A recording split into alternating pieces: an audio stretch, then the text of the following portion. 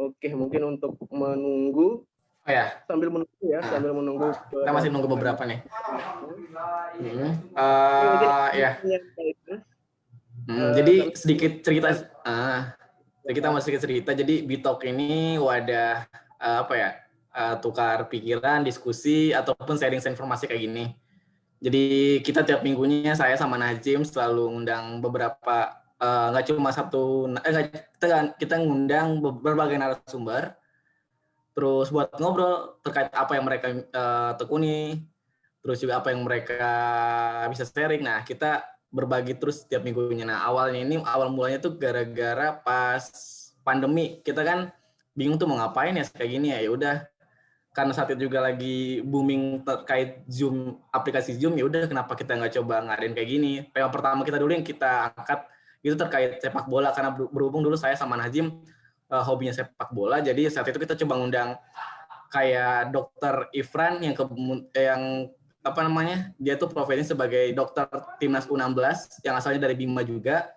Terus kita juga pernah ngundang di saat yang bersamaan juga kita ngundang juga pemain sepak bola dari Sila yang saat ini main di liga tertinggi sepak bola Indonesia, namanya Bang Rangga. Terus sama satu lagi kita ngundang akademisi, jadi biar imbang gitu kan. Saat itu itu pertama kali kita ngerilis Bitalk gitu. Jadi udah sama Najim tandeman, tiap minggu kita cari-cari pembicara. Ya udah, sebenarnya karena netnya mau sharing aja sama teman-teman kayak gitu. Terus juga ya udah sampai benar kan ya.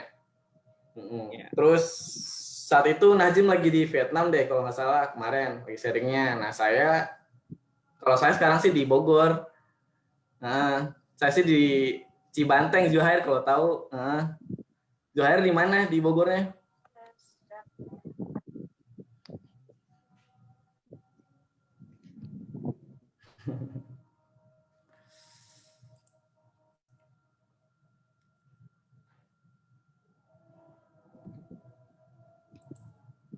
Kayak itu. Sepertinya Zuhair. Ini belum masuk ya Jinten ya? Zuhair mungkin sinyal ya dia. Keluar live ya kayaknya. Ya. Oke, kami juga ingin menyampaikan kepada para peserta Zoom meeting bahwa di sini di Zoom meeting kali ini kita tidak kita memiliki sponsor dari Ensakik Hijab. Itu salah satu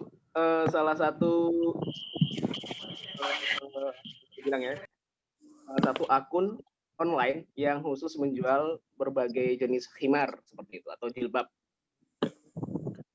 Nah, kebetulan sponsor kita kali ini itu berbaik hati, di mana 3 peserta Zoom meeting yang beruntung pada malam hari ini itu akan mendapatkan 2 khimar segi 4, satu masing-masing satu ya. Jadi 3 orang dapat 1 gitu. Tentu saja seperti itu. Jadi ada 2 khimar yang disediakan dan 1 buku. Bukunya berjudul apa ya tadi ya? Sampai lupa judulnya bukunya.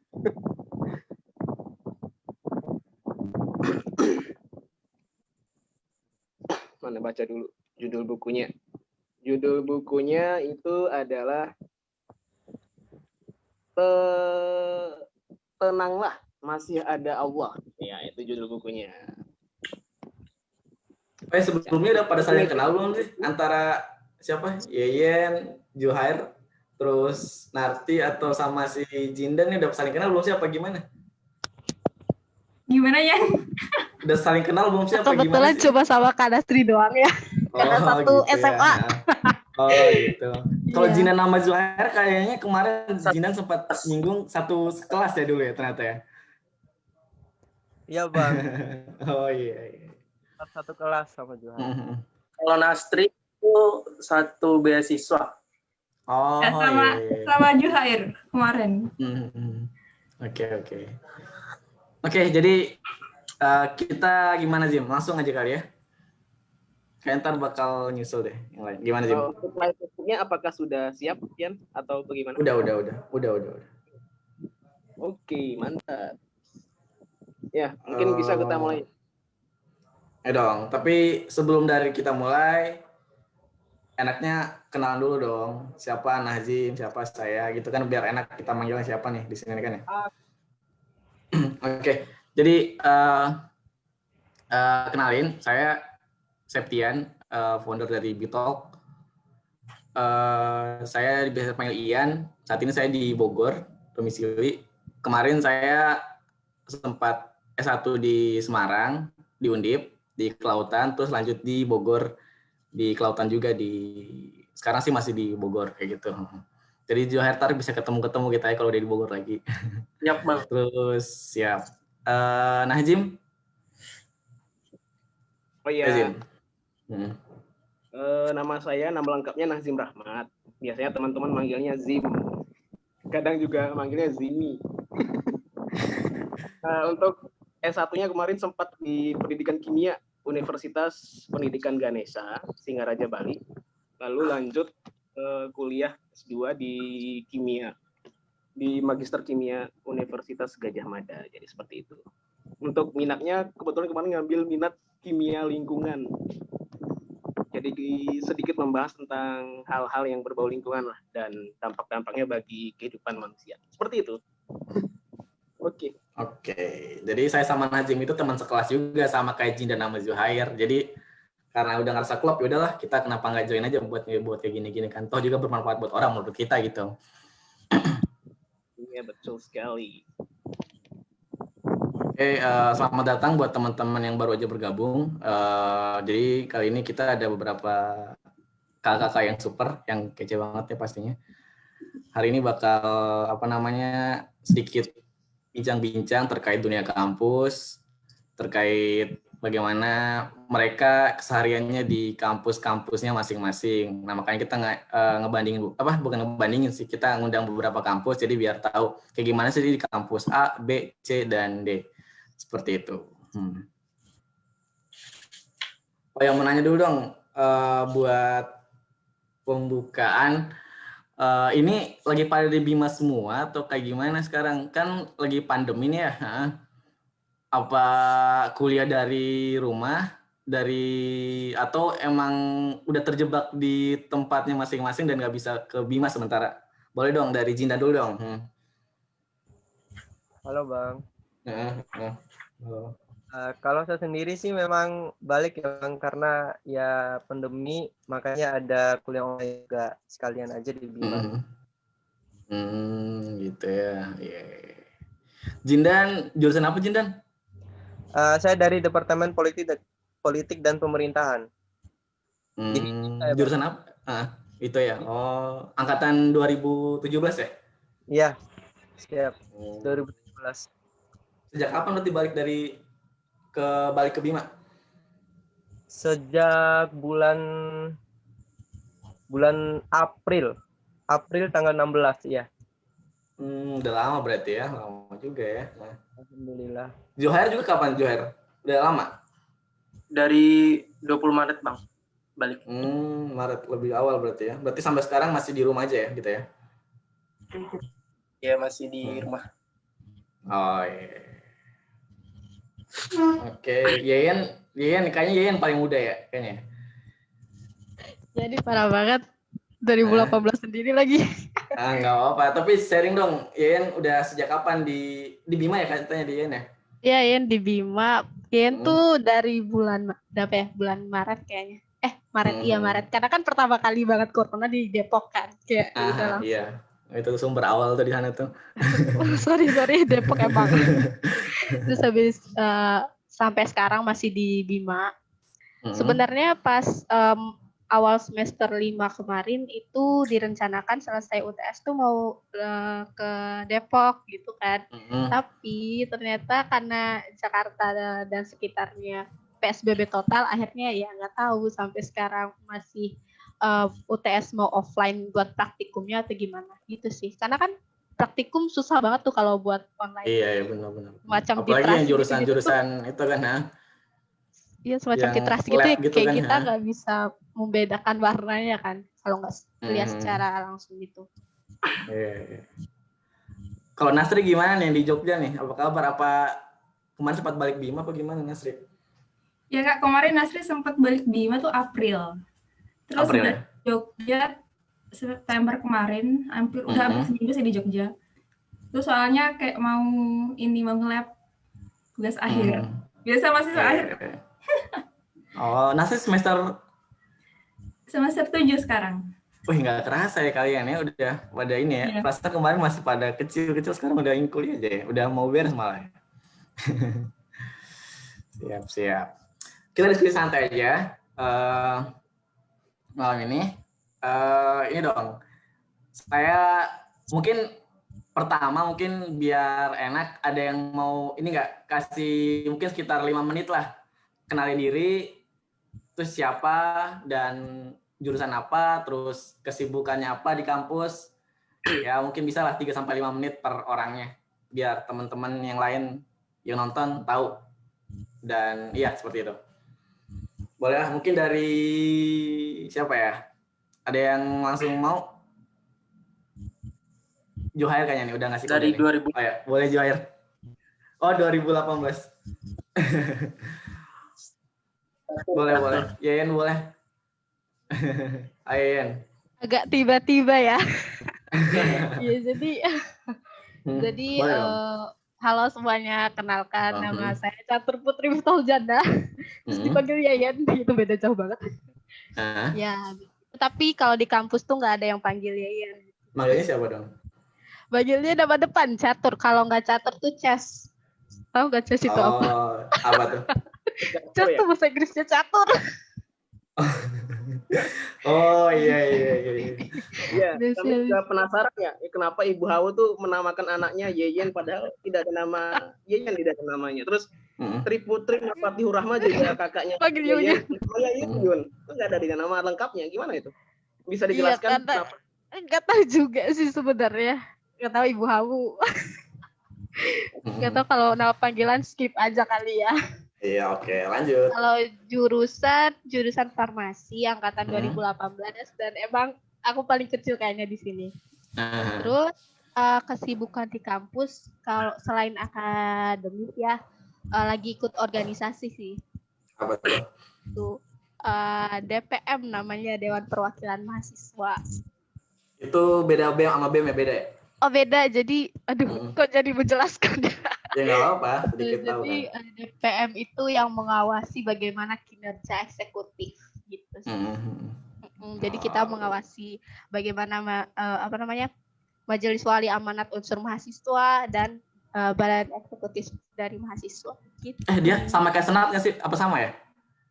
Apanya? Senat Iya, mahasiswa. Senat itu. Iya. Oh iya. Kalau di Undip kan Senat tuh.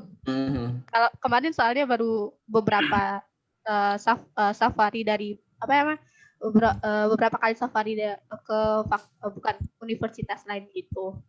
Terus ya udah, tapi nggak semuanya ada yang anggota perwakilan yang Senat itu, tapi ada BPH yang lain juga gitu sih. Gitu. Cuma emang kebetulan dia yang jadi anggota perwakilan aja di farmasinya. Siap. Terima kasih Yan. Kita beralih ke siapa nih? Ke Juhair kali ya? Juhair, halo.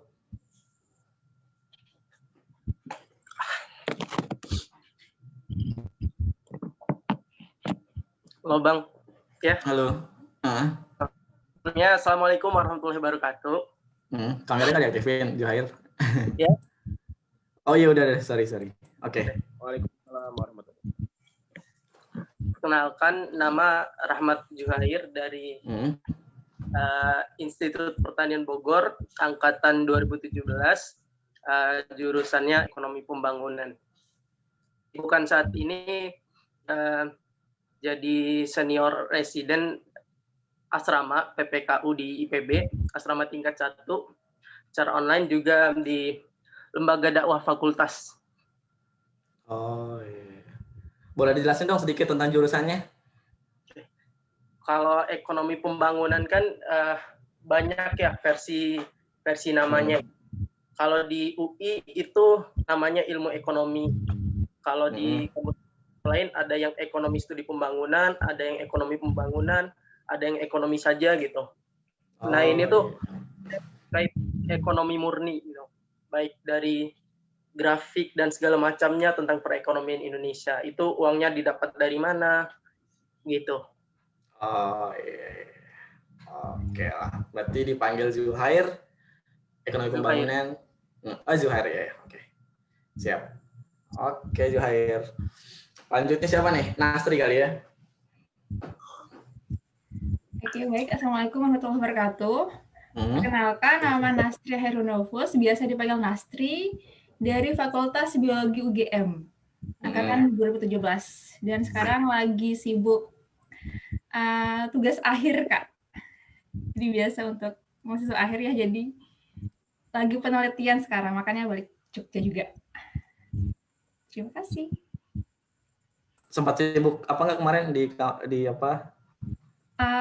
Kalau kemarin sempat sibuk BM fakultas sama Jamaah Mahasiswa Muslim Biologi, Kak. Untuk organisasinya cuma 2, itu doang. Oke. Siap. Terima kasih. Jindan, terakhir Jindan kayaknya nih. Ada Jindan? Halo Bang. Halo, Jindan. Oke, perkenalkan, saya Muhammad Jindan. Jadi teman-teman nggak perlu saya Jin ya. Ini kebanyakan nih banyak panggil dan boleh kok. Jadi iya, siap. Jadi tadi saya jurusannya dari jurusan pemerintahan, Fakultas Ilmu Sosial Politik, Universitas Diponegoro. Jadi kesibukan untuk kali ini ya lumayan banyak ya Bang. Kayak lagi lanjut penelitian untuk skripsi, terus ada magang. Nah kemarin tuh baru selesai KKN. Terus lanjut sama ada kompetisi, ada kompetisi yang harus diselesaikan untuk semester 7 ini. Ya cuman itu aja sih kesibukannya Bang. Jadi masih pada tugas akhir juga sama kayak Astri tadi. Iya, siap. Oke. Terima kasih Jindan.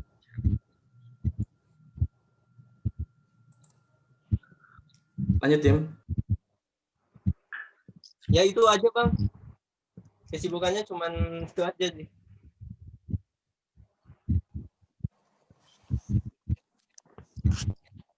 Ya, jadi sebenarnya yang buat kami penasaran itu kepada kalian semua ini adalah kalian tuh masuk kampus ini itu menggunakan jalur apa?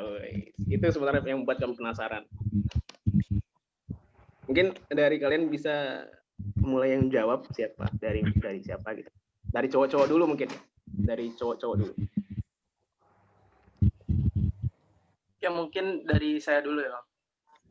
Kalau saya masuk di IPB itu lewat jalur beasiswa afirmasi untuk daerah 3T. Karena di tahun 2017 itu kan Bima masih masuk di daerah 3T. Jadi dapat beasiswa khusus lah namanya itu afirmasi. Tapi di tahun ini Bima udah keluar dari 3T dan beasiswa itu udah nggak ada. Oke. Ya itu dari jam 5 sore. Sekarang mungkin dari teman cowoknya Zuhair, yaitu Jindan. Kalau dari saya sendiri Bang, ya kalau saya kemarin alhamdulillah lolosnya di SMPTN di jurusan pemerintahan. Jadi kemarin milihnya hukum sama pemerintahan, tapi di pemerintahan sih. Karena pilihan pertama juga. Mau pilihan keduanya berarti ya? Gimana? Pilihan keduanya berarti ya? Pilihan pertama pemerintahan Bang. Soalnya ada salah dikit sebenarnya sama keluarga untuk hukum. Oh iya. Oke, kita beralih ke cewek-cewek. Siapa yang duluan mau? Silakan. Mungkin kalau Nasri hampir sama, bukan hampir sama, emang sama kayak Zuhair tadi, itu lewat jalur afirmasi. Dan untuk di UGM sendiri, untuk jalur afirmasi itu masuk ke jalur PBUK. Itu kayak kemitraan gitu, jadi kemitraan antara UGM dengan daerah-daerah di luar Jawa. Tapi sayangnya untuk tahun ini memang benar tadi yang dikatakan Zuhair, kalau Bima sendiri udah tidak termasuk daerah 3T, jadi yang untuk provinsi NTB sendiri yang daerah 3T itu udah cuma Lombok Barat doang, Kak. Jadi udah nggak termasuk 3T lagi sekarang. Kemarin kayak cuma sampai tahun 2018 doang, cuma 2 tahun. Gitu. Oke. Berarti beasiswa afirmasi ini sebenarnya nama di UGM juga beasiswa afirmasi berarti ya? Namanya PBUK. Oh, istilahnya PBUK, tapi sebenarnya penelusuran bibit unggul kemitraan. Gitu. Kalau di IPB sendiri itu masih namanya afirmasi 3T. Oh, berarti IPB tetap namanya itu ya, afirmasi 3T. Ya. Siap. Oke, sekarang ke catur. Catur. Oke. Iya, jadi mungkin aku hampir sama ya Bang, sama kayak Kak Nastri dan Bang Rahmat tadi. Tapi kebetulan aku 2018. Nah, cuma pas itu lolosnya kan awalnya dari jalur SNPTN. Itu ngambilnya cuma 2 pilihan aja sih. Pertama itu di farmasi UI, kedua farmasi Unram. Terus udah 2 pilihan itu aja. Tapi kebetulan emang pas itu ikut tes ini juga afirmasi dan memang kalau untuk yang udah lulus di jalur SNPTN itu langsung bisa langsung lulus juga di afirmasinya. Jadi ya udah sekarang juga dapat beasiswa afirmasi gitu. Oh, berarti sebenarnya SNMPTN-nya juga lulus gitu ya? Iya, SNMPTN lulus, afirmasi lulus. Tapi kemarin kan pilihannya UPI sama apa? UPI sama Unram. Tapi malah yang UI, yang di afirmasinya gitu ya? SNPTN-nya pertama, habis itu ya udah afirmasinya juga ikutan. Oh, siap. Oh ya, berarti ada 3 kawan-kawan kita yang masuk melalui jalur bisa dibilang beasiswa, dapat beasiswa bisa dibilang seperti itu. Sama yang lewat SNMPTN. SNMPTN-nya tertulis berarti ya, Zindan ya. SNMPTN tulis berarti. Nah, berarti bisa dibilang Yeyen itu angkatan terakhir ya yang mendapatkan beasiswa afirmasi ya, karena katanya tadi cuma 2 tahun ya gitu. Iya Bang. Oke, 2 tahun terakhir ya, 17-18 ya. Iya, alhamdulillah. Itu apakah kalian tahu alasan kenapa tidak adanya tahun 2019? Apakah karena Bima tidak termasuk dari 3T tadi, atau memang beasiswa afirmasi dicabut dari pemerintah Indonesia gitu, atau seperti apa? Itu tadi Bang, mungkin ya gimana? Bima udah keluar. Jadi beasiswa afirmasinya itu udah nggak dialokasiin ke Kabupaten Bima khususnya. Oh ya, berarti sebenarnya masih ada beasiswa afirmasi itu ya, hanya saja karena Kabupaten Bima sudah tidak termasuk daerah 3. Oke.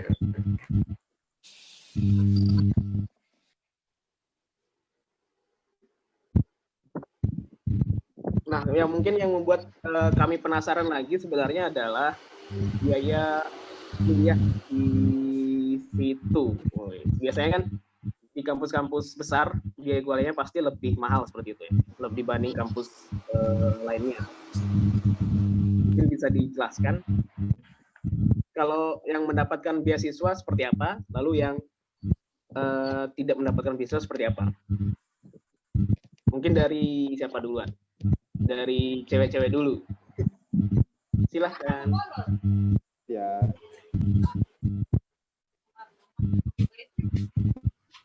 Nah, kalau dari Nastri ya, mungkin karena dia sudah dapat beasiswa, jadi kayak kurang tahu itu loh berapa biaya realnya, soalnya kan kita kayak udah emang langsung gratis dari pemerintah, terus ditambah uang saku selama per 6 bulan gitu.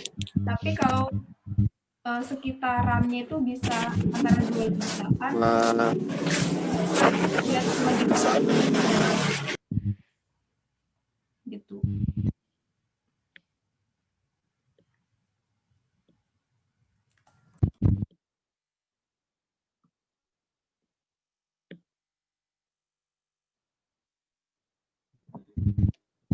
Oh ya maaf, tadi ada sedikit gangguan videonya ya. Oh ya, mau nanya dong, gimana sih kuliah di kan kalian lagi ini yang ngerantau ya? Ini kan ya ceritanya kan ya. Gimana sih pengalaman hidup di kota orang gitu kan ya? Apakah feel-nya sama aja kayak di Bima? Apa lebih enak Bima atau seperti apa? Boleh dong cerita sedikit dari Mbak Catur mungkin ya. Pertama. Oke, aduh gak enak banget nih dipanggil Catur.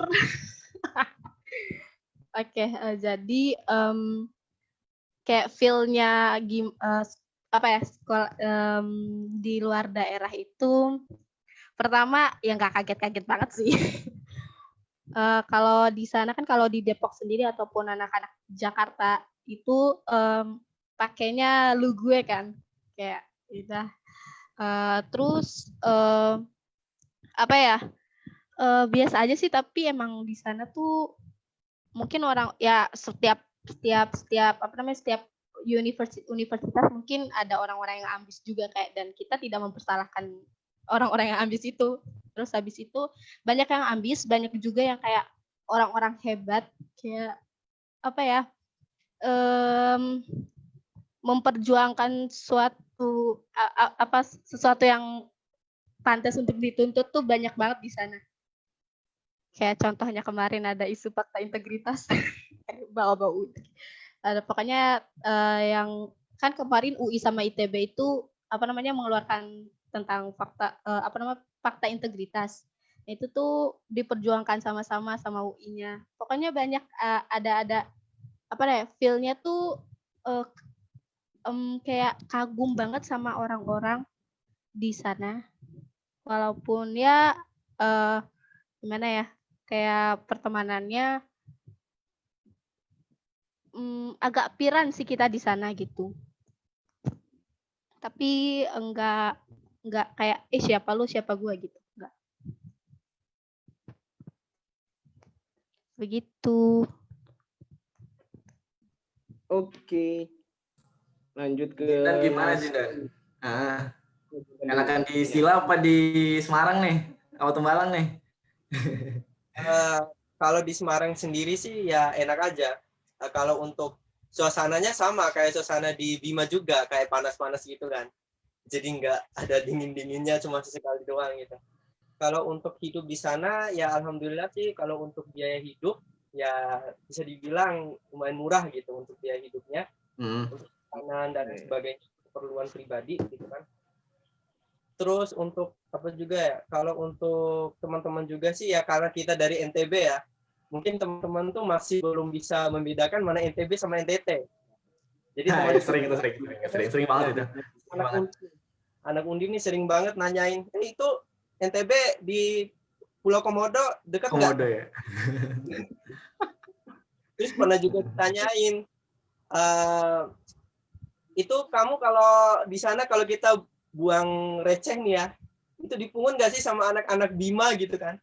Lagi lain di film-film ini ya, film-film pemulung gitu kali ya. Jadi kalau untuk memang sebenarnya nggak ada kultur shock di situ, tapi teman-teman kayaknya kita hadir ada kultur shock sedikit gitu loh, dari kita tinggal terus ditanyain gitu, terus makan makanan apa kan, sering tuh kayak gitu. Kalau untuk wilayahnya sih sama sih kayak di Bima, suhunya juga panas-panasnya ya biasa aja sih. Ada juga tempat-tempat. Suasana orang-orangnya gimana? Kalau orang-orangnya gimana kalau di Semarang? Ramah sih, orang-orangnya ramah. Terus kalau setiap ada acara-acara tuh pasti dikasih makanan juga gitu kan, anak-anak gitu. Sama saya. Enak sih, enak kalau di Semarang. Ya hidupnya juga cukup, alhamdulillah di situ. Kalau di Semarang.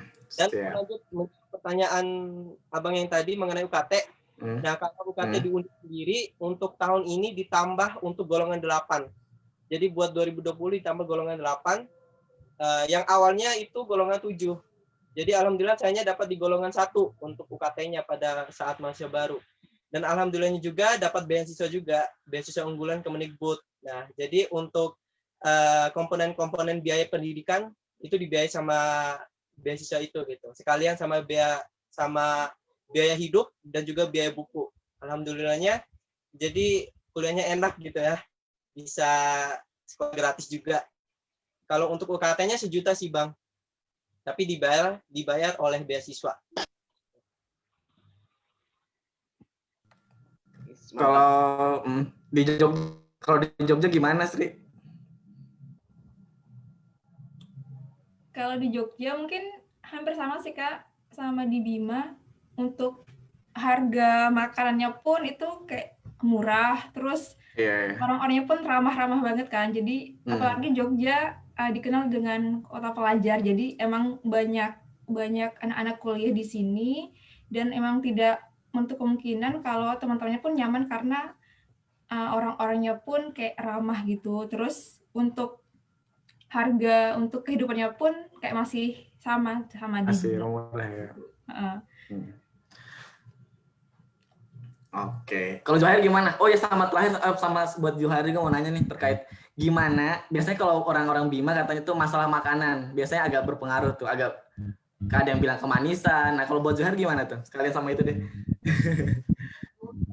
Cerita pertama kali nyampe Bogor dan itu masuk asrama ya, asrama. Saya sorry, putus-putus. 2 minggu pas kampus ya, itu sebelum pengenalan kampus itu saya diare gitu. Karena pertama ya mungkin itu budayanya, terus mereka banyak yang bilang anjir, kasar banget ya. Yang kedua mereka cara bicaranya lancar, luas gitu kan. Wah, gimana nih caranya bertahan gitu, mikir. Terus coba keluar ke IPB gitu, nyari makanan, terus habis pulang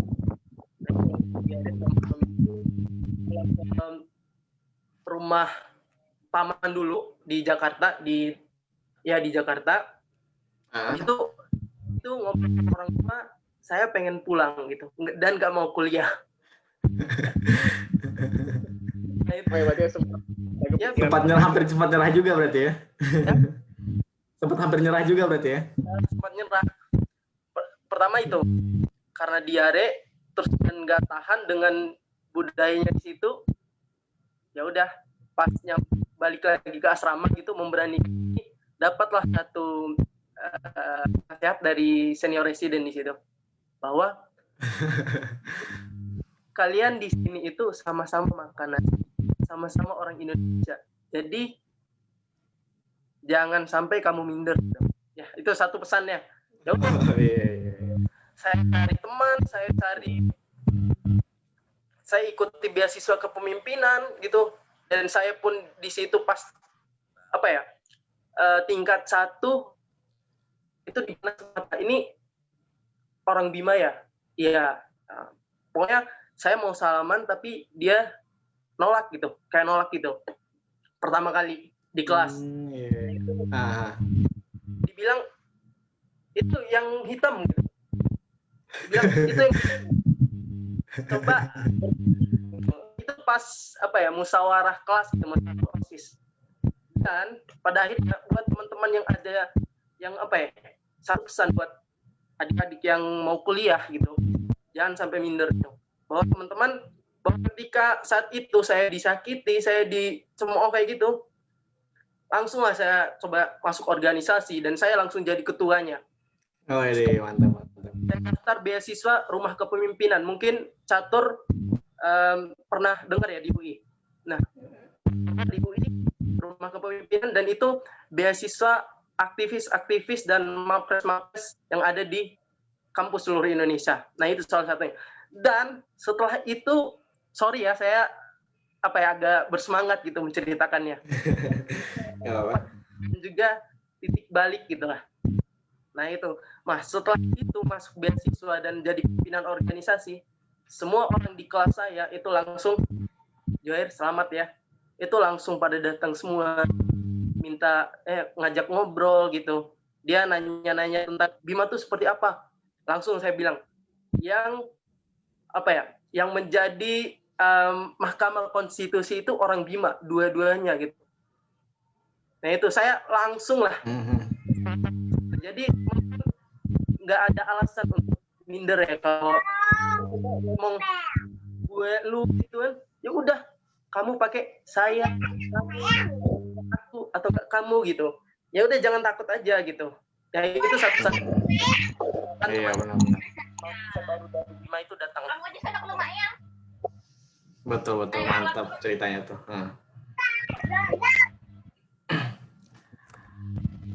Terus mau nanya juga terkait, susah nggak sih dapat nilai bagus di kampus kalian tuh? Atau kayaknya nggak begitu ribet deh? Itu pertanyaan saya. Cerita dong. Dari siapa nih? Ada yang mau duluan? Silakan. Catur.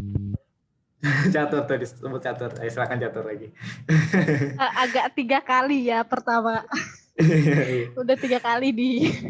Oke, jadi mungkin untuk susah atau tidaknya itu balik lagi ke diri masing-masing sih, kayak wah seberapa niat nggak sih kalian belajar gitu. Terus untuk untuk susah atau enggaknya ya gimana ya, terus ini kayak entah yang pertama dari balik lagi ke diri kalian masing-masing sama tipe-tipe dosennya seperti apa. Kebetulan emang kalau di fakultas CN kan kayak ya gitulah. Kayak dosennya agak killer gitu. Habis itu kayak harus ngomel dulu baru mulai gitu sih. Tapi ya emang kalau entah itu mau A sampai tidak lulus, A atau enggak tidak lulus, itu balik lagi ke diri masing-masing gitu. Ya, berarti relatif lah ya itu ya, tergantung kitanya aja. Iya, betul sekali. Kalau yang lain, ada yang mau sharing di kampusnya masing-masing? Mungkin kalau dari Nasri hampir sama sih kayak Yayan, Kak. Jadi untuk dibagi sendiri, itu tergantung dosen-dosennya. Jadi ada dosen yang sangat-sangat akademisi banget ya. Kayak dosen-dosen muda tipikal dosen yang benar-benar nilai banget ya, harus benar-benar sesuai pekerjaan mahasiswanya. Terus ada juga mungkin kalau untuk dosen yang sesepuh itu mungkin masih bisa dibilang masih bisa lah kita iniin kalau untuk nilai. Terus untuk mata kuliahnya pun mungkin untuk Nasri saat awal semester kemarin itu apalagi kan kayak dari luar daerah Jogja nih. Jadi untuk mata kuliah awal-awalnya kan emang kayak cuman masih sama kayak SMA kemarin, mungkin ada kimianya, ada matematika, fisikanya dan sebagainya. Tapi untuk bisa mengejar ketertinggalan saat SMA kemarin tuh kayak susah gitu loh, soalnya kan kayak harus beradaptasi dulu sama lingkungan di biologi itu gimana, terus apalagi awal-awal semester 1 kayak masih maba banget, kayak masih belum tahu apa-apa gitu loh, jadi kayak pas awal-awal tuh kayak benar-benar harus bisa adaptasi dulu. Terus untuk nilainya pun mungkin tergantung juga kita sendiri sih, jadi sama teman-teman kita gimana, terus biar kita bisa saling bantu, maksudnya bantu belajar bukan bantu pas UAS atau UTS-nya gitu loh. Jadi mungkin emang subjektif dan objektif sih kalau untuk masalah nilai sendiri gitu Kak. Kalau dari Johair, ada nggak sih mata kuliah tertentu atau apa mungkin yang agak sulit sehingga harus mengulang, atau enggak ada jenis mata kuliah apa mungkin yang langganan mungkin, atau apalah intinya agak sulit gitu mungkin, ada nggak? Di IPB ya, di tingkat persiapan bersamanya itu paling di kalkulus gitu, banyak yang ngulang barunya. Terus untuk di departemen saya sendiri ekonomi pembangunan ya rata-rata inilah alhamdulillah bisa lah diatasin dengan bikin grup belajar gitu. Dan juga di IPB kan kalau C itu nggak bisa ngulang gitu, D baru bisa ngulang gitu. Jadi susahnya di situ. Kalau misalkan UTS kita udah dapat 30, nah banyak tuh mahasiswa IPB yang di UAS-nya itu dibikin 0, dibikin rendah lah nilainya, biar nanti bisa ngulang gitu, biar nggak dapat C gitu. Oh gitu ya. Mas Indan gimana sih? Gitu dulu ya, supaya bisa ngulang gitu ya.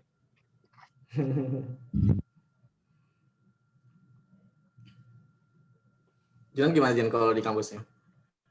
Nah, kalau saya sendiri sih yang pertama ya karena saya adalah siswa dari IPA pada saat SMA, terus saya masuknya kan sosum gitu kan, jadi masuknya ke lintas jurusan. Nah, awalnya itu sih memang di SMA tuh sangat-sangat super sibuk karena pernah menjadi ketua OSIS juga. Jadi kalau pas masuk di semester 1 yang menariknya itu saya sama sekali nggak pernah masuk organisasi nih untuk semester 1. Sehingga untuk yang pertama dulu ke mata kuliahnya ya. Mata kuliahnya itu masuk ke yang karena bukan jarang sih, belum pernah belajar ekonomi.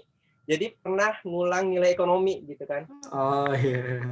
Bingung gitu kan untuk hitungan-hitungannya. Nah, pada saat itu ngulang di mata kuliah ekonomi gitu. Satu semester itu nilai saya anjlok ya gara-gara saya menjadi mahasiswa kuliah pulang gitu kan. Jadi nggak ada rapat dan lain sebagainya yang sebenarnya dari awal memang saya tuh orangnya pengen sibuk gitu. Pada saat SMA juga kan sibuk banget gitu kan. Pada saat saya masuk semester 2, saya coba masuk organisasi kayak DPM tadi di UI ya. Kalau di Undip itu namanya Senat. Nah, saya masuk Senat sebagai ahli. Nah, dari saya belajar dari situ ternyata saya tuh perlu kesibukan untuk menambah tingkat belajar saya. Dan ternyata benar. Pada saat saya sibuk, semangat belajar saya itu meningkat seperti itu. Dan nggak tahu juga sih, dan dari nilai semester 1 yang anjlok itu semester 2 langsung alhamdulillah bisa mendekati nilai sempurna seperti itu, dan sampai sekarang gitu kan. Jadi mungkin karena pesannya harus sibuk ya baru bisa meningkatkan tingkat belajar, ya juga saya juga harus menyibukkan diri gitu. Kalau untuk mata kuliah sendiri ya masih bingung-bingung juga sih pada saat semester 1 belum bisa berkawan dengan mata kuliah IPS.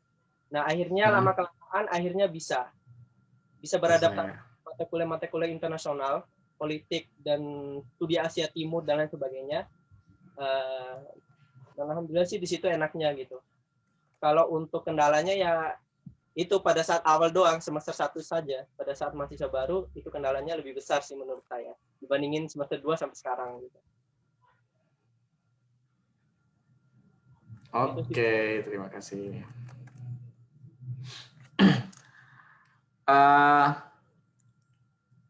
Kan ada juga nih ya,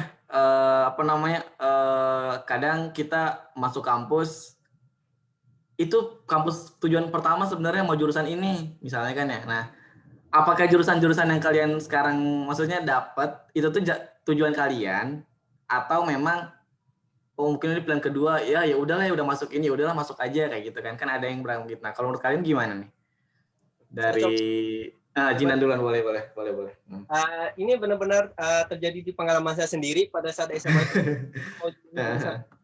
Yang awalnya itu benar-benar mentok ke kedokteran karena dari SD, SMP, SMA tuh maunya kedokteran gitu kan. Nah, karena keluarga belum bisa menyetujui saya masuk ke kedokteran karena kuliahnya 6 tahun lama kan, Bang. Belum lagi koas dan sebagainya kan. Nah, akhirnya saya coba-coba cari jurusan. Nah, antara hukum sama pemerintahan gitu kan. Dan akhirnya karena passionnya juga pernah ikut 4 pilar juga, karena passionnya juga pernah hafal-hafal pasal juga kan, akhirnya mau milih antara jurusan itu gitu kan. Nah, pada saat milih universitasnya juga nih yang lucu. Sebenarnya maunya Universitas Pajajaran nih. Sebenarnya tuh, bukan Universitas Diponegoro. Ya karena mikirnya Universitas Pajajaran saat itu SNPTN-nya tertinggi kalau nggak salah ya. Jadi kayak rada-rada takut gitu. Ternyata kalau saya daftarin takutnya nggak lolos gitu. Dan akhirnya ada teman-teman juga yang ngusulin coba masuk Undip gitu kan. Guru-guru juga sering ngasih solusi, kamu milih ini aja, Universitas Diponegoro coba gitu kan. Nah, ternyata coba aja Universitas Diponegoro. Sebenarnya sampai sekarang maunya di Pajajaran gitu. Tapi alhamdulillahnya pernah nginjak Pajajaran itu saat ngikut kompetisi gitu. Dan siapa tuh? Nah, akhirnya universitas yang saya inginkan itu saya pernah masuk ke ruangannya, ke jurusannya maupun ke rektoratnya gitu. Dan akhirnya ya dikasih di Universitas Diponegoro. Tapi memang Universitas Diponegoro tuh bagus banget gitu. Karena jurusan pemerintahan juga kan terbaik di Indonesia di Undip, UGM sama Unpad. Jadi ya posisinya alhamdulillah di situ. Kalau itu sih pengalaman saya untuk kebingungan milih jurusan dan universitas. Kalau yang lain gimana? Ada yang punya pengalaman yang sama? Jadi itu tuh pilihan kedua atau karena nggak ada pilihan ya udahlah ini aja gitu. Ada nggak kayak gitu yang lain? Mungkin dari aku ya Bang Ian. Ah, ya silakan. Jadi kan sebenarnya apa namanya yang sampai sekarang, bukan sampai sekarang sih. Pokoknya pas SMA tuh benar-benar gak tahu milih apa. Terus kayak diskusi sama mama, masuk kedokteran lagi aja gitu. Terus kayak nggak mungkin. Otak aku tuh nggak mungkin mampu gitu. Kayak karena kan masuk kuliah itu nggak sembarangan gitu loh. Kayak ya kita memilih berarti kita sudah bisa untuk memperjuangkan sesuatu hal yang apapun kita pilih itu. Nah, akhirnya oh ya mungkin salah satu alasan kenapa mama yang suruh kedokteran kayak sayang buku-buku yang udah dipunyakan sama kakak yang yang kedua habis itu. Nah, akhirnya ya udahlah milih-milih ke tenaga kesehatan biar ini kakak saya udah ada yang kedokteran gizi, apa ya yang kurang, ya udah farmasi gitu. Terus kayak ya udah punya cita-cita untuk mau buat klinik mungkin gitu. Akhirnya cobalah searching di situ. Awalnya tuh awal banget pas kelas 2 SMA mau UGM gitu. Mau UGM cuma aku tuh suka searching gitu karena tahu mungkin aku nggak terlalu suka belajar mungkin ya. Akhirnya suka searching gimana ya bisa lulus SNPTN tuh di mana nih yang paling bisa berpeluang untuk masuk. Akhirnya bandingin lah UI sama UGM. UI sama UGM.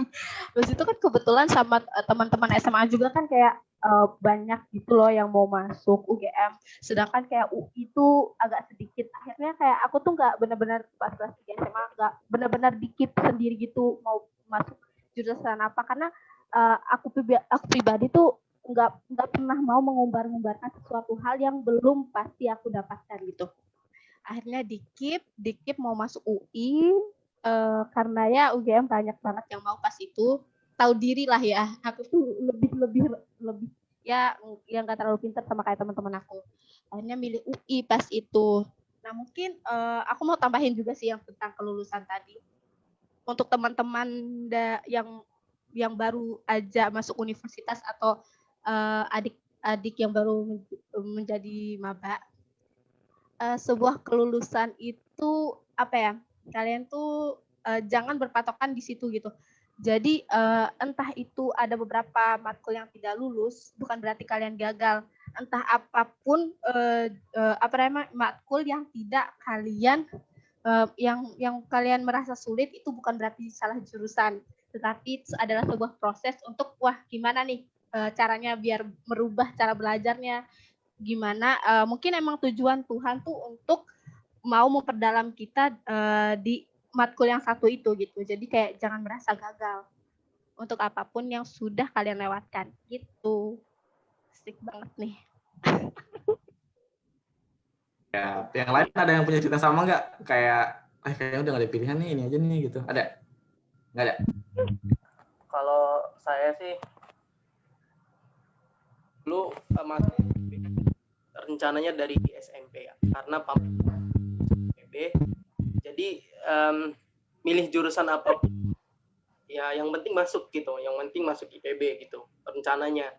Jadi dipilihlah jurusan yang ada di ya bisa dikatakan sosum ya, yaitu manajemen, yang kedua itu ekonomi pembangunan. Jadi lulusnya itu di pilihan kedua gitu. Jadi, jalannya ini ya lebih banyak pengalaman gitu dan lebih banyak insight bahwa teman-teman saya pemegang prinsip bahwa mau jurusan kalian A, B, C, dan D itu terserah gitu. Dan saya juga lebih teman-teman yang ada di Bima Maba itu kalau misalkan ada sosialisasi kampus dan segala macamnya, saya pasti mengenalkan tentang jurusan yang ada di pertanian, perikanan, kelautan, dan segala macamnya, peternakan gitu. Kan itu masih kurang yang ngambil ya. Jadi ya harus dikembangkan gitu di BIMA, karena di BIMA kan butuhnya yang seperti itu gitu. Jadi untuk segala jurusan itu bagus gitu. Jadi teman-teman jalani aja gitu ke depannya. Orang teknik sipil yang ada di ITB aja dan juga teknik perminyakan di ITB aja, saya punya cutting gitu, sampai sekarang dia nggak tahu mau ngapain gitu. Dia sekarang bingung, saya mau kerja di mana, saya mau ngapain gitu. Nah itu karena tadi ya dia nggak mencari soft skill yang ada di kampus gitu. Seperti itu kalau dari saya. Gimana terakhir Mas Rik? Ini kalau bicara mengenai kenapa di biologi itu sesuai banget sama, jadi untuk pas SMA kemarin itu Nastri udah nulis ini loh Kak, kayak 100 mimpi gitu kan. Jadi emang waktu kan kayak remaja pada umumnya tuh lagi-lagi menggebu-gebunya tuh untuk menulis 100 mimpimu di kertas atau secara nyata gitu-gitu kan.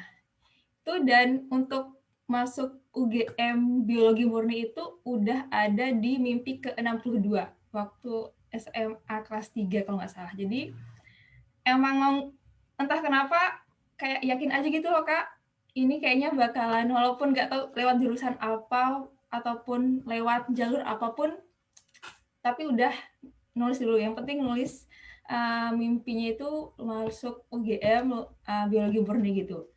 Sementara untuk cutting dari SMA Setubuha pun mungkin hanya 1 atau 2 orang gitulah yang terbilang itu udah mereka masuk UGM. Jadi kayak untuk sejarah untuk SMA 1 masuk UGM tuh belum ada gitu kan. Jadi ya tapi mau nggak mau itu emang kekuatan mimpi di situ. Terus kemudian saat SNMPTN pun kan memang dipilihnya itu biologi murni UGM, dan itu memang sesuai dengan jurusan karena saat SMA kan masuk IPA gitu loh.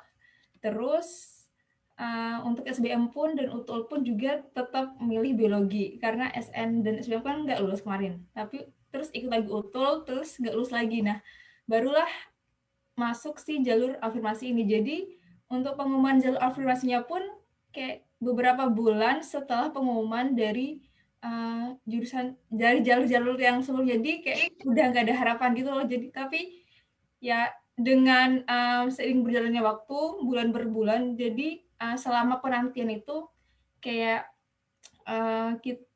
kayak Nasri kemarin ya selalu positive thinking aja, selalu positive thinking sama Allah, kemudian tidak lupa pula kita selalu beribadah dan sebagainya. Itu pokoknya kayak menanamkan pada diri bahwa kayaknya aku bisa nih masuk gini. Terus kayaknya kalau nggak salah saat puasa itu baru diumumin ada ini jalur afirmasinya. Jadi ya ternyata emang lulus gitu di biologi murni UGM gitu. Alhamdulillah sih di situ. Gitu. Oke. Ya, mungkin pertanyaan untuk semuanya nih. Ya, pertanyaan untuk semuanya. Kira-kira kalian misalnya diminta untuk menjadi duta ya, duta dari jurusan atau kampus kalian. Nah, kira-kira mungkin di sini mungkin kalian bisa mempromosikan kenapa harus masuk jurusan kalian dan kenapa harus kampus itu. Mungkin bisa dipromosikan. Jadi kalian seakan-akan kalian menjadi duta kampus atau duta jurusan kalian. Anggaplah di depan kalian adalah para siswa, mungkin siswa sekolah kalian atau siswa yang mau menjadi mahasiswa gitu. Ya, silakan. Dari siapa? Silakan. Dari Jindan mungkin ya, dari Jindan dulu ya.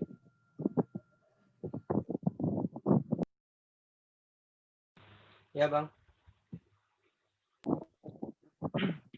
Oke, dari saya sendiri, kalau untuk teman-teman yang ingin mau masuk jurusan ilmu pemerintahan dan ingin belajar banyak mengenai perpolitikan di Indonesia, apalagi mempelajari berbagai banyak masalah-masalah internasional seperti di Asia Timur, Eropa, dan lain sebagainya, itu teman-teman bisa belajar di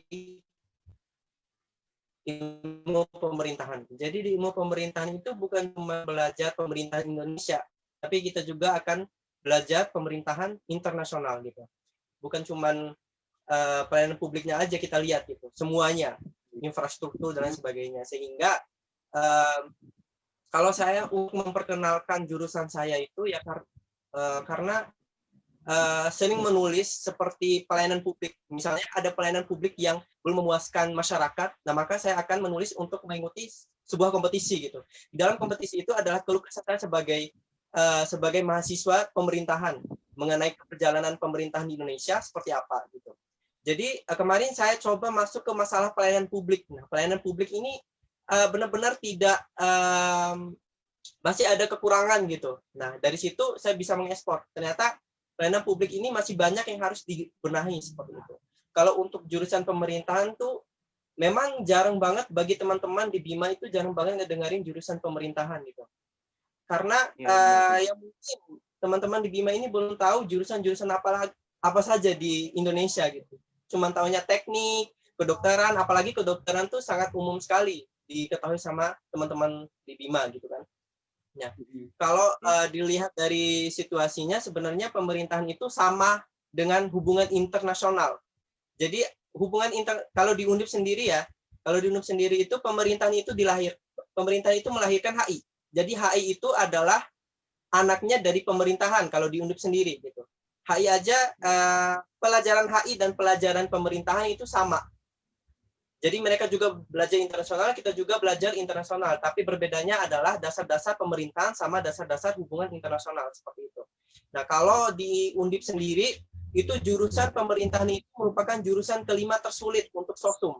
Setelah komunikasi, administrasi bisnis, administrasi bisnis, HI, ilmu pemerintahan, baru administrasi publik. Jadi ya memang untuk di Jawa sendiri atau daerah lain, pemerintahan itu menjadi peminat terbanyak di Undip gitu kan. Nah, oleh karena itu buat teman-teman yang kurang mengetahui mengenai perpolitikan di Indonesia boleh masuk ke kita gitu. Kalau kalian ingin belajar undang-undang juga, kita juga belajar hukum pemerintahan. Kita juga menghafal semua yang berkaitan dengan dasar-dasar negara seperti itu. Karena ya memang di kita juga kita lihat bagaimana perpolitikan berjalan di Kabupaten Bima sekarang ini ya, kalau dilihat pandangan kita sebagai mahasiswa pemerintahan itu kacau sekali gitu kan. Masih ada menghujat kebencian dan lain sebagainya, itu sebenarnya harus disosialisasikan lebih baik gitu. Apalagi kalau alumninya dari pemerintahan sendiri yang dari Kabupaten Bima itu mungkin bisa teratasi gitu kan. Dan kayak ini bukan mempromosikan ya, itu anaknya Umi Dinda juga, itu dia dari alumni pemerintahan Unpad. Nah, mungkin dari situ kita bisa melihat ternyata memang alumni dari pemerintahan itu memang cenderung masuk ke dunia perpolitikan atau dunia pemerintahan. Nah, bagi teman-teman juga yang kayak masih kurang tahu Asia Timur nih gimana nih pemerintahannya, perpolitikannya, budayanya, ekonominya seperti apa, itu kita belajar semua di situ. Untuk kepemimpinan pun kita juga belajar gitu kan. Kalau dari sebagian poin-poin saya jelaskan mungkin itu aja poin inti gitu. Kalau untuk bahas pemerintahan tuh luas banget gitu kan, umum dia. Mungkin itu aja Bang.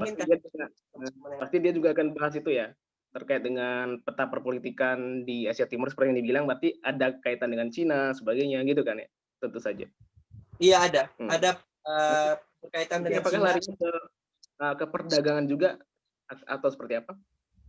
Biasanya kita membahas untuk ekonomi sama budaya. Kalau untuk perbandingan Cina, Taiwan, sama Korea, itu biasanya kita bahas mengenai ekonominya gitu kan.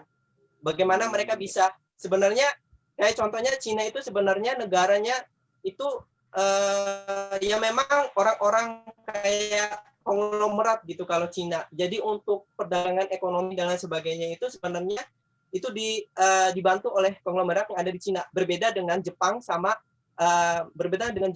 Taiwan. Nah, dari Jepang sama Taiwan itu mereka memang merintis dari kecil. Ada perusahaan-perusahaan yang harus mereka rintis gitu. Jadi perbedaannya di situ. Jadi ada yang memang dari konglomerat dari Cina. Kalau dari Korea sama Taiwan itu memang dari awal untuk membangun negara mereka gitu. Kita belajar untuk Asia Timur. Asia Timur. Iya, Asia Timur. Informasi yang terima kasih. Luar biasa. Ya, mungkin kita lanjut ke cewek lagi. Mungkin Nastri mungkin bisa mempromosikan kampusnya atau fakultasnya.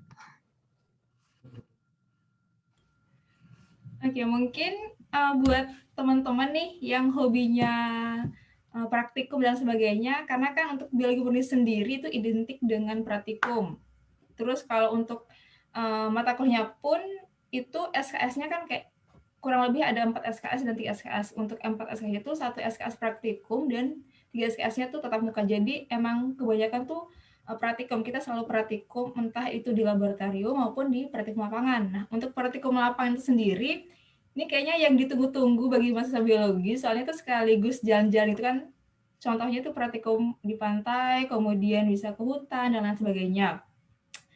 Kemudian untuk di biologi sendiri itu kita belajarnya tidak hanya tentang tumbuhan ataupun pokoknya seluruh organisme hidup, bakteri, kemudian virus dan lain sebagainya. Kemudian untuk prospek kerjanya ini yang sering-sering dianggap sebelah mata sama teman-teman lain.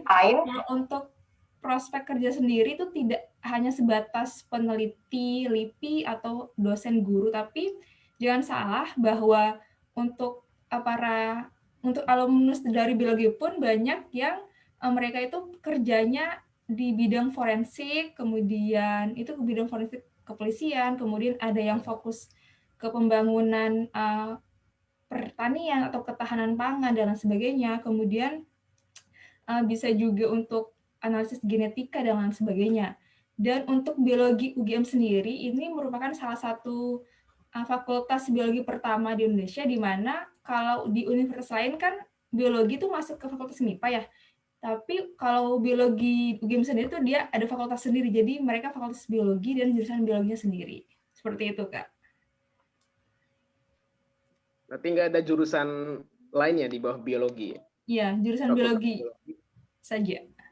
Oh, iya. Di UGM ya tapi ya. Jadi mereka kayak lebih fokus, lebih fokus mata kuliah itu lebih fokus ke biologi, entah itu mikrobiologi, bioteknologi, kemudian fisiologi dan lain sebagainya. Iya, kebetulan juga kalau di UGM geografi juga masuk fakultas sendiri kadang. Memang seperti itu gitu. Yang biasanya kalau di kampus lain geografi biasanya masuk di MIPA atau malah masuk di, kalau yang pendidikan biasanya masuk di FKIP-nya mungkin ya, pendidikan geografi gitu. Kalau geografi murni kadang juga masuk di Fakultas Ilmu Sosial kemarin pernah di Undiksa seperti itu. Jadi memang beda-beda ya tiap kampus ya. Beda-beda ya. Siap. Selanjutnya siapa nih? Cowoknya lagi dong. Juhair.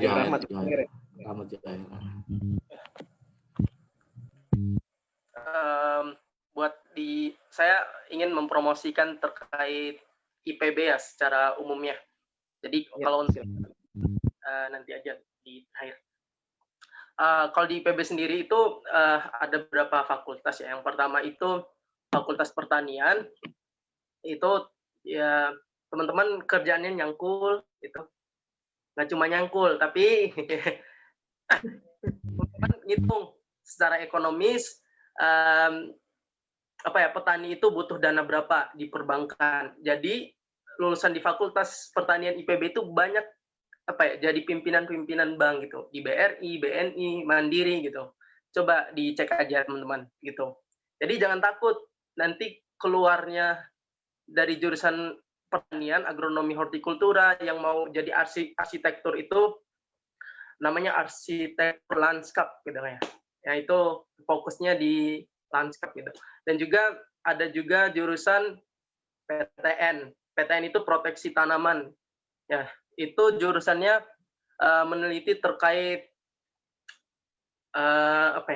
serangga gitu dan lain-lain. Dan juga yang kedua Fakultas Kedokteran Hewan. Yang itu banyak mahasiswa dari Jepangnya, Malaysia dan lain-lain. Nanti profesinya jadi dokter hewan. Yang ketiga Fakultas Perikanan. Ada yang ilmu kelautan, ada yang budidaya perairan dan segala macamnya. Nah, kalau ngomong-ngomong yang kerja di migas, ada nggak Bang yang Fakultas Perikanan? Ada gitu, jawabannya ada. Coba teman-teman cek aja di YouTube, di Google, dan segala macam, silakan. Terus ada Fakultas Peternakan. Nah, Fakultas Peternakan itu ya ngasih makan kambing, sapi, dan sebagainya. Gitu. Tapi jangan salah, mereka meneliti terkait gizi dari rumput dikasih atau pakan yang dikasih ke ternak-ternaknya gitu. Dan belajar cara bikin nasi goreng juga ada teman-teman di Fapet gitu.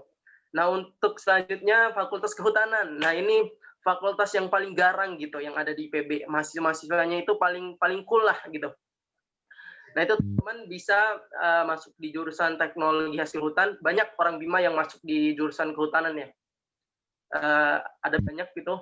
Ada Bang Iswan juga, dia sedang S2 ya di IPB. Dan selanjutnya itu ada Fakultas Ekologi Manusia. Nah, itu fakultasnya cewek-cewek yang ada di IPB. Ada ilmu gizi itu ilmu gizi terbaik di Indonesia kalau di IPB ya. Nah, selanjutnya ada yang mau yang kekeluargaan gitu. Jadi konsultan keluarga, itu ada ilmu keluarga dan konsumen gitu. Ada. Dan juga ada yang mau jadi penyuluh pertanian, ada sains komunikasi dan pengembangan masyarakat gitu. Nah, selanjutnya ada fakultas saya sendiri, yaitu Fakultas Ekonomi dan Manajemen gitu. Dari jurusannya itu ada jurusan ekonomi pembangunan, manajemen, ekonomi sumber daya lingkungan. Nah, ekonomi sumber daya lingkungan ini jurusan hanya ada 2 di Asia Tenggara apa Asia ya gitu. Lupa gitu. Pokoknya satunya ada di Thailand gitu. Jadi juga ada ekonomi syariah. Nah, di 5 tahun terakhir itu ekonomi syariah jadi jurusan terfavorit lah di FEM gitu. Yang selanjutnya ada itu udah tadi ada sekolah bisnis ya, sekolah bisnis ini tempat S2-nya anaknya Jokowi dan juga suami gitu. Terus ada sekolah vokasi dan segala macamnya. Seperti itu, teman-teman. Kalau jurusan saya sendiri kan lebih kepada bahasannya itu kerjaannya Bu Sri Mulyani itu bahasnya resesi, cara bagaimana sih Indonesia mendapatkan uangnya, itu pergerakan inflasi dan segala macamnya. Kalau untuk prospek kerjanya itu banyak di Kementerian Keuangan, ada di Bank Indonesia, di Bappenas gitu, Kementerian ATR BPN dan lain-lain. Seperti itu. Terima kasih. Ya. Ini kalau jurusan-jurusan di IPB tuh kayak unik-unik gitu ya? Iya, Bang. Jarang di kampus lain tuh jarang biasanya. Spesifik sih mungkin bahasanya. Lebih ke spesifik dibanding yang lain. Nah, kalau lain mungkin lagi general, kalau dia tuh lebih ke spesifik kalau yang saya lihat sih. Iya, gitu. Lanjut. Kalau di kimianya biasanya di IPB tuh ada biokimianya biasanya. Iya, Bang. Ada jurusan itu yang tidak ada di kampus lain. Di UGM tidak ada biokimia. Tapi kalau di UGM punya kimia lingkungan, di kampus lain nggak punya, jarang yang punya gitu. Beda-beda seperti itu. Iya, terakhir mungkin ya. Sebelum kita masuk sesi tanya jawab nih. Jadi buat teman-teman yang mau masuk farmasi UI, bisa banget nih teman-teman yang suka banget sama kimia, fisika, biologi, atau emang senang yang praktikum gitu.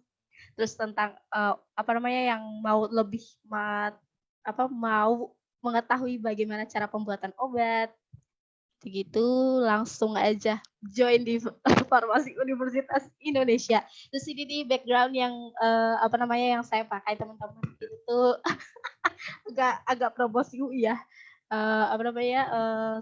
Bukan salah satu sih, tapi perpustakaan yang terbesar di Asia Tenggara. Gila, cakep banget nih. Mantap lah, perpustakaan UI paling kirain rumahnya Ian tadi. Terus prospek farmasi juga kayak ya nggak cuma jagain toko obat guys, tapi kalian bisa kerja di pabrik gitu buat jadi yang kayak industri analis gitu obat. Ya, analisis obat gitu-gitu. Habis itu bisa juga jadi dosen, bisa banyak, bisa konsultan gitu-gitu. Udah, dan lain-lain ya. Tidak mungkin saya sebutkan satu-satu. Oke. Terima kasih buat teman-teman. Sekarang kayak kita udah masuk ganti sesi kali ya. Kalau tadi teman-teman yang lain sharing, kita tanya. Nah, sekarang kita mau nih, kali aja ada teman-teman di sini yang pengen nanya langsung gimana terkait dunia kampus dan bagaimana kira-kira prospeknya. Kalau saya misalnya nih, saya masih SMA nih pengen masuk ke situ tuh gimana? Mungkin dari cara daftarnya atau seperti apa? Mungkin dari teman-teman yang hadir, teman Bitok, mungkin ada yang mau bertanya? Dipersilahkan.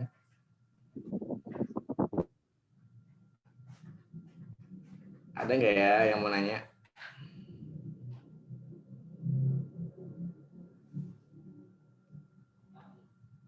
Belum ada yang saya lihat. Ada yang mau bertanya sekali lagi?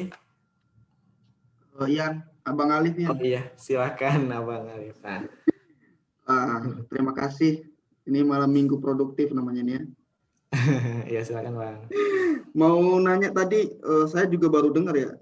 Tadi ada fakultas biologi ya. Berarti biologi sekarang sudah punya fakultas sendiri ya, yang di UGM. Wah, mantap nih.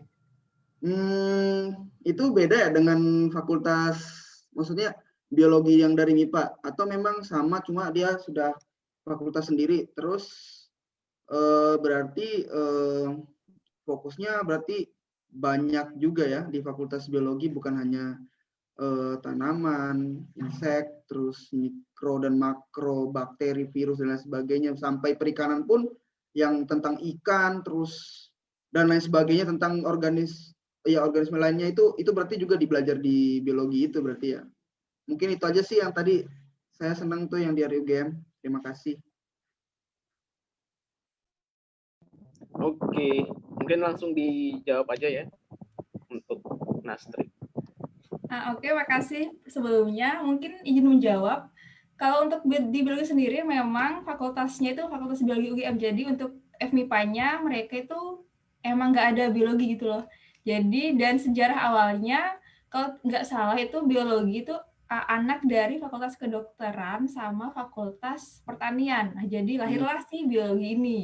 Dan untuk memang untuk mata kuliahnya itu memang banyak fokusnya.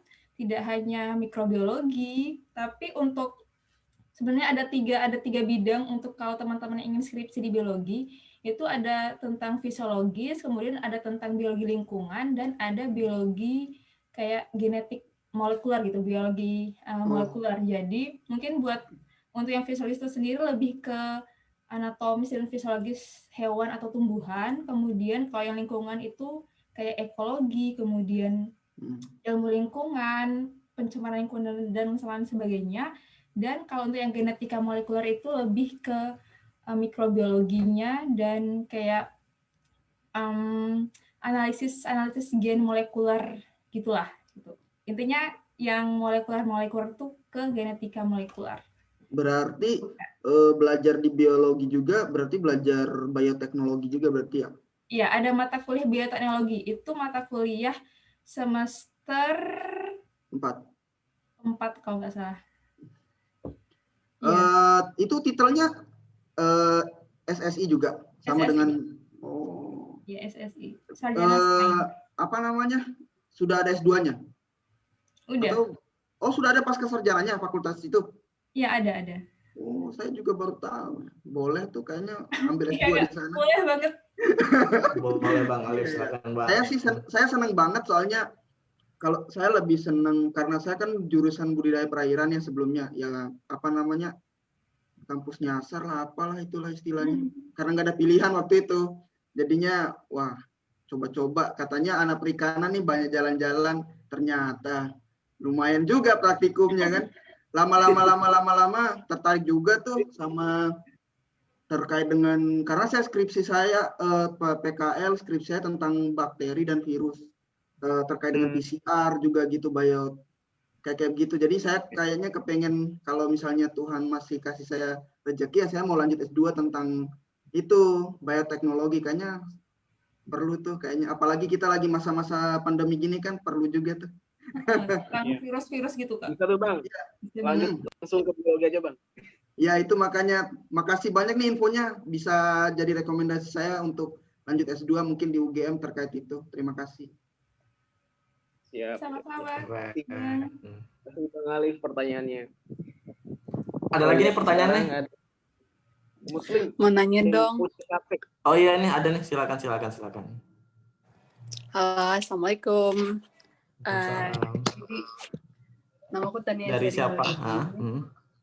Ya, Sekarang aku mau nanya nih, kan kakak-kakak sama Yeyen, Catur, pasti pernah ngerasain rasa malas kayak malas belajar, malas ngerjain tugas, dan lain-lain. Nah, simpel aja, gimana cara kalian buat semangat belajar lagi?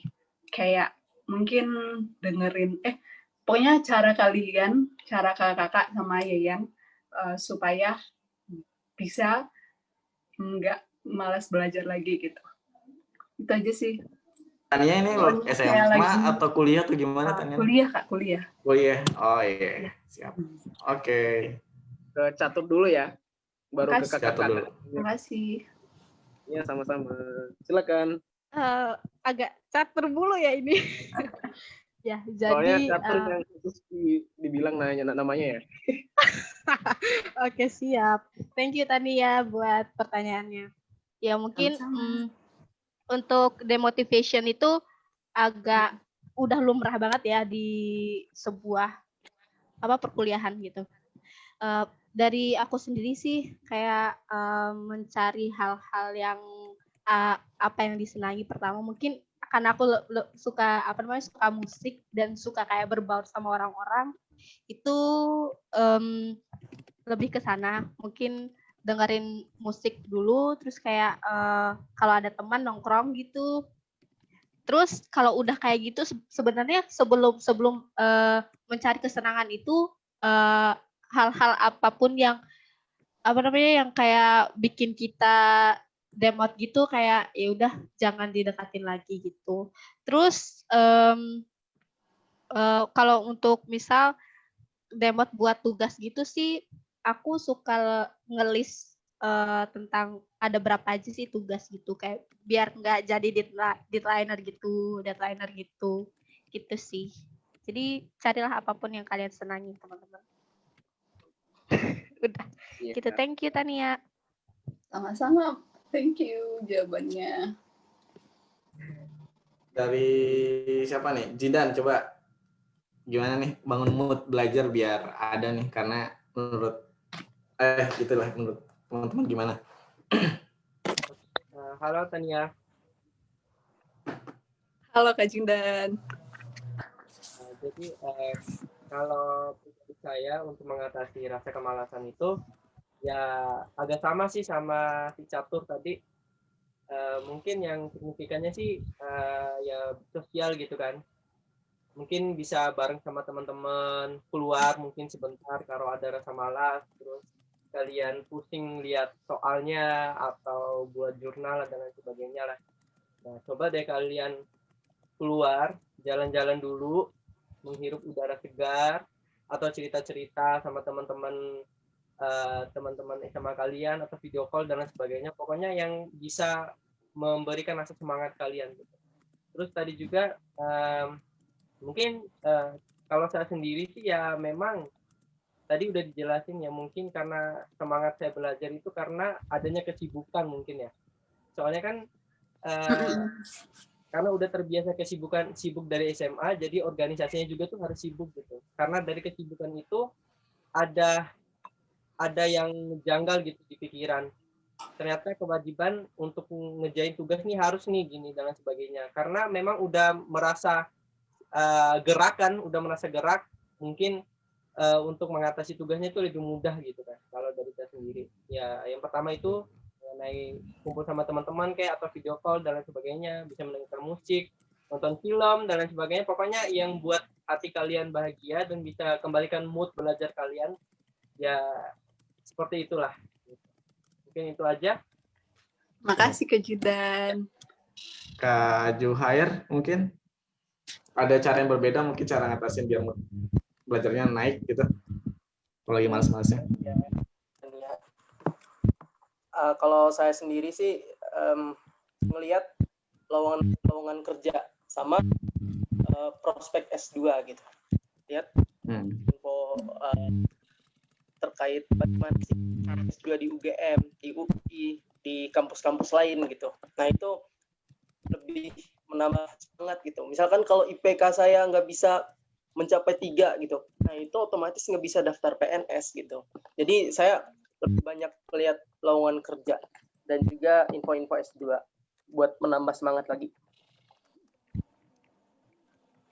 Jadi agak berbeda ya cara mengatasinya. Malah lebih memaksa lagi dia. Iya. Lanjut ke yang lain mungkin. Kalau Nasri gimana? Kalau untuk aku mungkin hampir sama teman-teman yang lain, dan kalau yang lebih penting itu kita ingat tujuan awal kita sih. Jadi kan tujuan awal kita kuliah, dan kuliah itu memang salah satunya ya mau nggak mau emang harus lelah dalam, yang penting kan lelah dalam belajar, lelah dalam itu sama halnya dengan lelah dalam kebaikan. Nah, dan untuk hal itu pun kita dapat pahala gitu loh. Nah, jadi mungkin dengan kita mengingat tujuan awal kita, tujuan kuliah, terus dengan mengingat masa-masa di mana kita memperjuangkan untuk bisa lulus di fakultas ini atau di fakultas atau di jurusan ini, jadi kita mungkin bakal baik lagi semangatnya karena kita mengingat masa-masa dulu aku udah susah payah nih mau rela-rela bangun malam untuk belajar, dan saat udah lulus dan aku udah kuliah di jurusan ini kok masa cuman karena banyak tugas udah langsung down sih ya. Jadi gitu. Terus lihat lagi bahwa kita datang kuliah dan ada amanah yang harus kita selesaikan, ada orang tua di rumah yang menunggu kita baik dengan membawa gelar. Nah, jadi kalau ngomongin orang tua sih itu yang paling sangat-sangat tidak bisa dielakkan gitu. Jadi ya mau nggak mau kita memang harus semangat untuk belajar. Gitu. Siap. Terima kasih. Gimana nih tadi Kak Tania udah cukup jelas belum? Ya, jelas banget Kak. Terima kasih. Kak Zuhair, Kak Jindan, Yeyen, dan Kak Nastri. Mantap. Oke, ada pertanyaan lagi nih dari Intan Purnamasari. Dia udah raise hand nih. Tadi sama Muslim udah left deh kayaknya Muslim tadi. Coba Intan dulu deh. Silakan Kak Intan untuk pertanyaannya. Halo Kak Intan. Seperti suaranya tidak diaktifkan. Oh ya, udah tersambung. Silakan. Ya, sudah. Boleh tahu nama dan dari sekarang kuliah atau SMA atau apa? Nama Intan Purnamasari. Saya lulusan SMA 1UH, sekarang bekerja sebagai akunting publik di kantor akuntan di Jakarta. Sudah 2 tahun sih. Saya sangat senang banget bertemu sama adik-adik hebat saya, walaupun via Zoom. Ada Nastri, halo Nastri, ada Yeyen, Jindan, sama Zulhair. Ya, Kak Intan cuma mau nanya satu sih, tadi ya perihal akademik kalian sudah jago lah, karena saya paham sekali kalian dulu waktu SMA-nya kayak mana. Nih, kalau di dunia kerja nanti, kalian dihadapkan, saya kasih kalian 2 pilihan. Kalian menerima tawaran pekerjaan dengan gaji di bawah 4 juta, atau kalian akan menunggu apply kalian ke perusahaan yang gajinya 10 juta per bulan.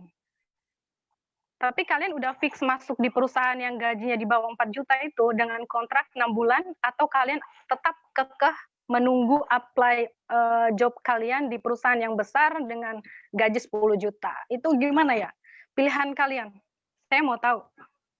Pertanyaan yang sangat sulit. Karena kan pasti adik-adik ini kan dari kampus-kampus ternama, pasti HRD itu akan melirik kalian. Saya yakin. Meliriknya tuh benar-benar, CV kalian langsung CV kalian langsung dipisah udah. Pegang omongan saya. CV kalian langsung di ini. Ya? Kayak tidak hanya dilirik Kak ya? Tidak hanya dilirik ya? Saya nih adik-adik siap-siap dah buat kalian yang kuliah di kampus ternama, tanggung jawab moral kalian sangat besar karena nanti HRD ketika kalian melakukan kesalahan sedikit pun, siap-siap nama kampus kalian akan dijatuhkan di perusahaan. Siap. Karena saya kasih ini, pokoknya saya kasih warning ketika kalian apply job, pasti CV kalian yang dipisah. Saya udah paham banget itu.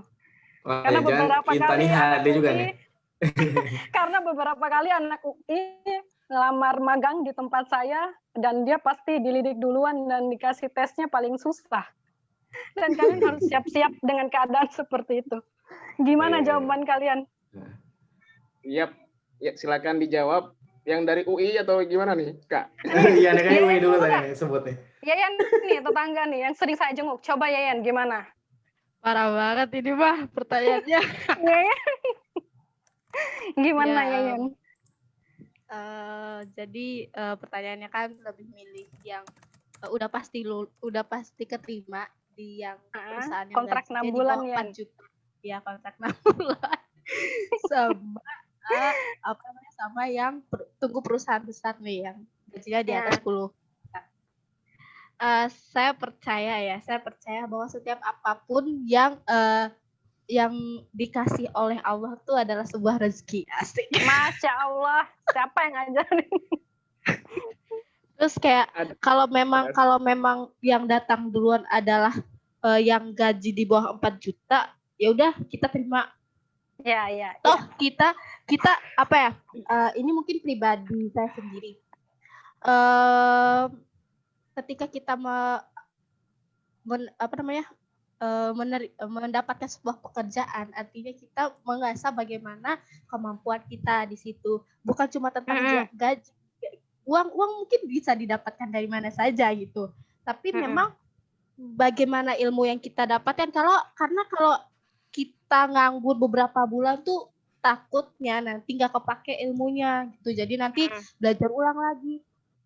Sedangkan yang kita nunggu kan di perusahaan yang gede juga kan gitu. Itu sih. Dan tadi kan kontraknya juga 6 bulan gitu. Ya udah nggak apa-apa. Seiring berjalannya waktu aja. Ya gitu. Terima ya Yan. Ya soalnya kan ya orang kantor kan juga melihat kemampuan kita. Kalau kerjanya nih bagus nih, naikin pastilah gitu kan. Nggak nge-stuck di bawah 4 juta gitu aja gitu. Jadi setiap orang-orang yang mau orang-orang yang punya perusahaan gitu kan pasti melihat kemampuan orang juga gitu. Dari kalau emang dia pantas mendapatkan gaji di bawah di atas 4 juta, kenapa enggak kita tinggiin lagi nih gitu. Gitu sih. Udah kayak HRD aja kan. Oke. Udah kayak dia HRD-nya. Nah, ya, yang next. Yang lain dong. Siapa nih? Johair dulu deh, Johair. Coba. Kalau saya sih lebih memilih yang gaji di bawah 4 juta karena itu yang datang pertama. Gitu. Pernah dengar juga dari orang-orang di Bukalapak, tiket.com, Tokopedia itu memandang mereka di perusahaannya, ya besok ini gue masih kerja nggak ya gitu. Nah itu mereka aja yang udah pengalamannya banyak masih berpikiran seperti itu. Jadi saya harus ngambil kesempatan pertama, kemungkinan besok-besok saya nggak lulus kan, ya jadi gimana gitu. Jadi di perusahaan pertama saya itu kan diterima, saya kan belum nikah juga gitu, jadi belum. Iya. Ya, seperti itu. Siap. Seperti itu kan. Oke. Iya, siap. Saya tunggu lamaran. Lamaran yang mana nih? Lamaran kerja lah Kak. Lamaran kerja. Kebetulan dia kan ekonomi juga kan, jadi bisa lah. Intan jurusan mana sih? Intan angkatan berapa ya? Sorry. 2014 sama kayak Naila. Oh iya. Adiknya Kak Najim. Oh iya. Okay. Siap. Lanjut Jindan. Versi Jindan nih gimana nih? Jindan gimana nih? Jindan nih. Ini berasa kayak lagi diwawancara sama HRD ya. Jindan. Gimana Jindan? Bicara lowongan pekerjaan nih. Terima kasih Kak Intan. Ini Kak Intan tuh salah satu senior yang menjadi panutan. Cie. Ya. Jadi kalau saya sendiri sih mungkin jawabannya sama kayak teman-teman, memilih gaji yang di bawah 4 juta. Nah, kenapa? Mungkin kita ngambil di pekerjaan yang udah diterima itu, mungkin pengalamannya dapat nambah gitu. Mungkin pekerjaan kita bisa tahu pekerjaan yang harus kita jalani seperti apa. Mungkin berbeda juga untuk 10 juta. Nah, gaji 10 juta ini pekerjaannya bukan dari pekerjaan yang udah biasa kita kerja di bawah gaji 4 juta itu. Gitu. Mungkin sebenarnya itu tergantung dari pertama itu kerja itu tergantung dari kenyamanan seseorang. Terus yang kedua tetap untuk gaji ya kita nggak munafik amat lah ya. Iya betul. Utama gitu kan ya. Betul. Terus kalau dari saya sendiri ya itu pilihannya gajinya di bawah 4 juta dulu gitu. Kalaupun pengalamannya udah mantap, mungkin pekerjaannya kan pasti dikasih persyaratan dan lain sebagainya kan. Nah, mungkin kita bisa mempelajari persyaratan untuk gaji yang 10 juta itu. Mungkin kita bisa belajar dari situ gitu kan. Ya, mungkin itu aja sih Kak Intan kalau dari saya. Ini udah bisa diterima kerja nggak Kak Intan? Bisa lah. Jindan track recordnya udah oke lah. Anak 4 pilar. Siap. Dek Nastri, adik lagi. Kalau ini sih mungkin sama-sama teman-teman yang lain, tapi beda cerita. Kalau aku soalnya, Nastri soalnya pengen bangun pekerjaan sendiri Kak. Jadi nggak mau melamar pekerjaan. Jadi bagus. Ya, jadi pengen punya lapangan pekerjaan sendiri, tapi mungkin ya kalau disuruh memang kalau disuruh memilih ya pengennya yang sama kayak teman-teman yang udah pasti gitu. Itu emang cewek pengennya yang pasti sih Kak, nggak mau yang Iya kode nih. Duh, kalah Naila dah. Naila kalah kamu. Kalah kamu Nay. Gitu Kak. Luar biasa ini. Mau yang kalah pasti Naila. ya. Kalah dan Hajim juga kalah. Terakhir, terima kasih Intan untuk pertanyaannya. Menarik banget sih pertanyaan itu. Oke, buat teman-teman lain mungkin terakhir satu pertanyaan terakhir, walaupun masih ada pertanyaan, kita masih buka 1 kali pertanyaan buat yang masih penasaran terkait profil orang-orang hebat di atas yang kita lihat. Saya Bang. Oh ya silakan, Raudatul Wardah. Ini boleh tahu nama panggilannya siapa? Terus sekarang masih kuliah atau udah masih SMA atau gimana? Oke, jadi nama saya Wardah, mahasiswa juga dari UIN Jakarta. Pertanyaannya, semisal nanti para narasumber itu memilih amanah untuk kembali ke daerahnya masing-masing gitu ya, untuk membangun BIMA gitu. Kira-kira melalui jurusan yang ditempuh sekarang, apa sih yang ingin dilakukan? Udah itu aja. Pertanyaan yang paling mantap ini. Ya, silakan dijawab siapa duluan. Dari Rahmat Zuhair duluan. Yang dari ekonomi pembangunan duluan. Karena BIMA itu ekonominya lagi bahaya ini. Silakan. Karena itu masih penganggurannya masih di sekitar sampai 15% lah gitu. Jadi kalau misalkan ini langsung balik ke BIMA, terus ngapain gitu di BIMA? Itu enggak dengan asumsi nggak ada pilihan lain gitu, melamar ke perusahaan dan segala macamnya gitu. Saya langsung masuk ke partai politik gitu di BIMA. Jadi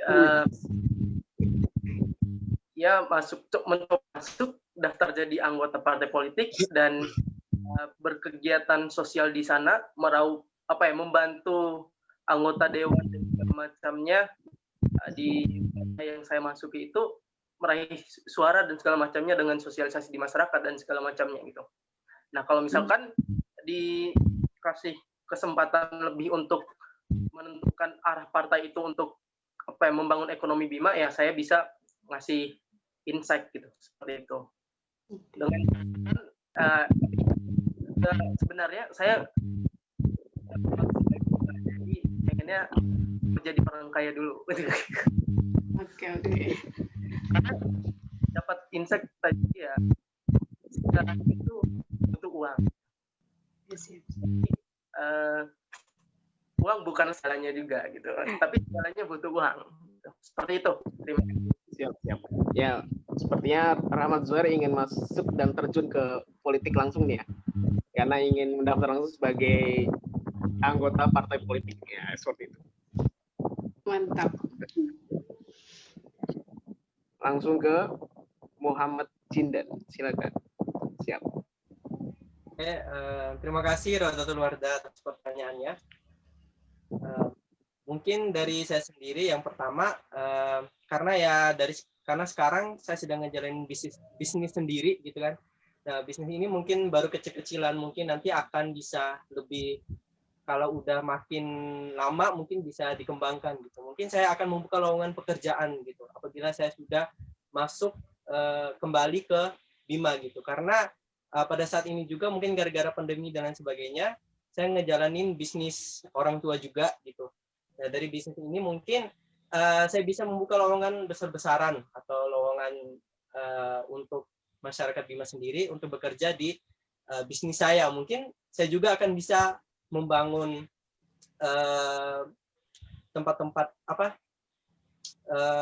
tempat perbelanjaan terbesar kali ya di Bima gitu. Cita-citanya gitu, mungkin dari bisnis. Terus yang kedua itu ya karena sudah ngejalanin bisnis, mungkin saya juga bisa bergabung ke politik juga, ke pemerintahan gitu kan. Nah, mungkin kalau saya lihat juga ada beberapa mungkin ilmu secuil yang saya dapat mungkin bisa mempoles Bima agar lebih maju lagi gitu. Karena kita lihat juga untuk pendidikan, apalagi kita bicara pariwisata, itu sebenarnya pariwisata itu peningkatan pendapatan asli daerahnya itu banyak banget kalau kita ngelola pariwisata di Kabupaten Bima. Mungkin saya akan terjun langsung gitu kan apabila saya benar-benar ikut kembali ke Bima gitu kan.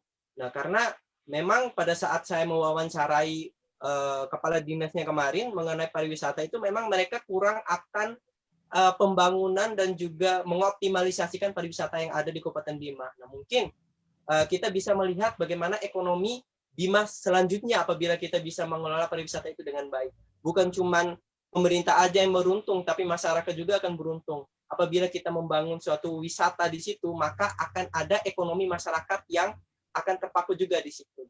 Jadi sama-sama mendapatkan keuntungan. Sedangkan untuk mendapatkan, karena kita daerah otonom ya, karena kita di negara Indonesia kan daerah otonom. Nah, kalau kita ngejalanin pariwisata itu dengan baik, maka untuk peningkatan pendapatan asli daerah itu akan dikelola dengan baik juga oleh pemerintah daerah gitu. Karena sebenarnya peningkatan pendapatan dari daerah itu yang paling tinggi itu ada di pariwisata gitu. Contohnya di Bali sama di Lombok Barat ataupun di Lombok Timur misalnya gitu kan. Jadi sebenarnya kalau dari saya sendiri sih memang ingin terjun di dua kategori itu, yaitu bisnis sama pemerintah itu sendiri. Karena memang kalau di pemerintah sendiri kita bisa lihat masalahnya seperti apa gitu kan. Mungkin itu dari saya, Rodatul Wardah. Maaf kalau tidak memenuhi. Kalau tadi di bidang, terima kasih Cinta, kalau tadi di bidang sosial, nah sekarang orang-orang sains nih gimana nih? Kalau seandainya kalian bagi Bima itu gimana tuh? Mungkin kalau dari Nasri sendiri ya Kak, itu kan untuk biologi sendiri mungkin lebih ke merambah ke sektor pertaniannya khususnya.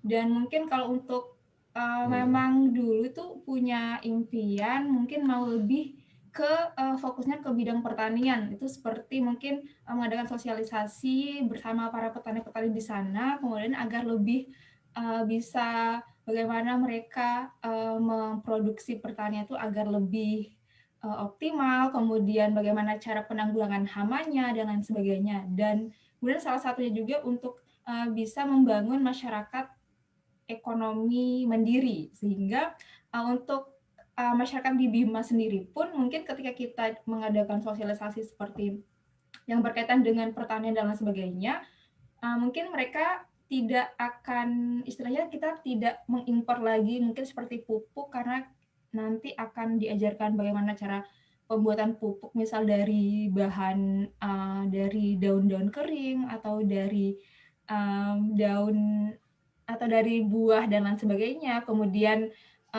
bagaimana cara kita mengolah limbah ternak itu menjadi biogas atau bahan bakar untuk pengganti LPG dan lain sebagainya. Jadi mungkin lebih ke kita pemberdayaan ke masyarakat terlebih dahulu. Setelah memberdayakan masyarakat, mungkin bisa langsung pengaplikasiannya ke sektor pertanian ataupun sektor lain yang ada di Bima itu sendiri.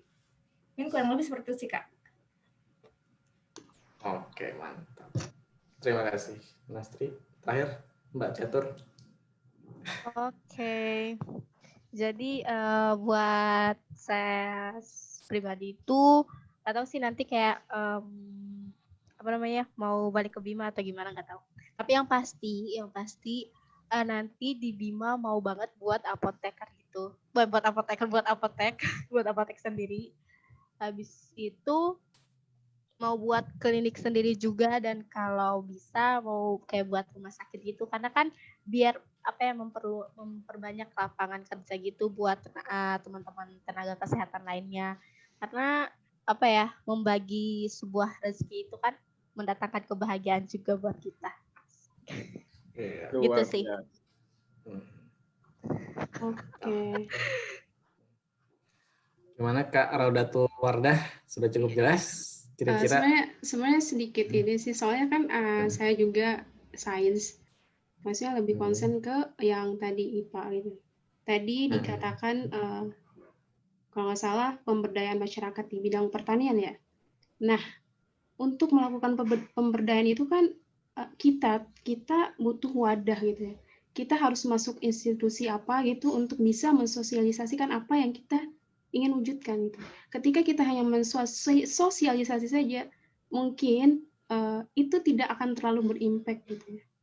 Jadi kira-kira gitu ya, di institusi pemerintah apa yang bisa cocok untuk dimasuki oleh seorang sains gitu ya, yang belajar IPA gitu ya. Karena memang saya juga di situ sih sebenarnya, jadi kayak masih cari jawaban juga. Gitu aja Bang. Kalau ada yang tahu, silakan langsung saja. Orang sainsnya. Monggo yang Nastri mungkin yang berkaitan dengan pelayanan tadi. Sosialisasi tadi.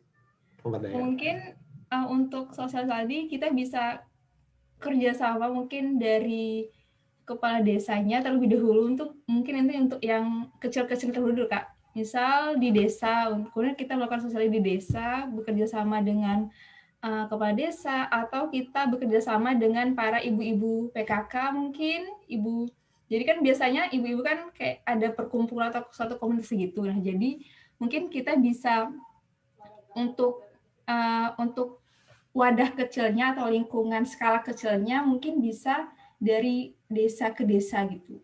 Dan memang kalau untuk bisa terjun langsung ke pemerintahannya itu memang agak susah sih. Nah itu makanya tadi saya juga ingin memiliki langsung punya pekerjaan sendiri, jadi tidak bergantung pada orang lain. Jadi ketika kita membangun usaha sendiri, mungkin kita juga akan ini membawa nama komunitas kita, jadi kita bisa sekaligus melakukan sosialisasi dengan para petani di sekitar, gitu Kak. Oke Kak, mantap. Makasih Kak. Oke, makasih teman-teman yang sudah bertanya.